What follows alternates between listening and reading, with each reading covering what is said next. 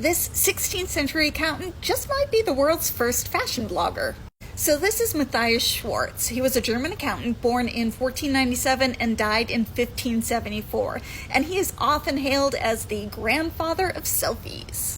He created a unique book called a Kleidungsbuchlein or Trachtenbuch, which is essentially a detailed catalog of all of the, literally all of the clothes that he wore from 1520 to 1560.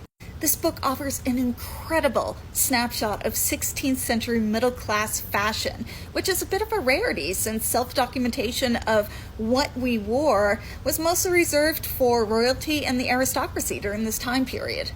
Now, the original manuscript is housed in the Herzog Anton Ulrich Museum in Braunschweig, but it's so delicate that it is rarely actually on display. But fortunately, the museum has digitized it, making it much more accessible. Now, Schwarz had a passion for clothing, and he spent a lot of his income on it, and as a well-to-do accountant, he had some money to spend. He meticulously documented his wardrobe throughout his life, commissioning these detailed, hand-drawn and colored sketches. And he had two primary artists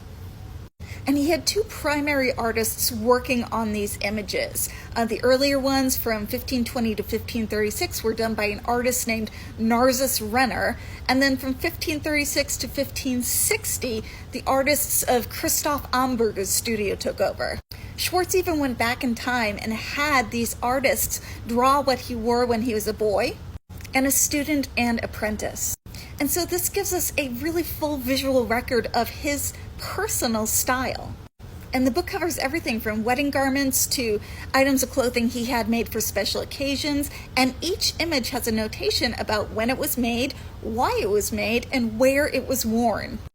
Now, in the 16th century, many European countries had these very strict sumptuary laws, and these laws kind of dictated what people could and could not wear based on their social status and standing. And these laws were essentially put in place as a morality code to ensure that people were not overindulging in luxury and excess. But Schwarz was a clever guy. He navigated these restrictions to dress as fancy as he possibly could. So if certain garments or elements were prohibited, he'd get really inventive with other elements. So he'd add elaborate sleeves onto an outfit when fancy hose were banned, but sleeves weren't mentioned.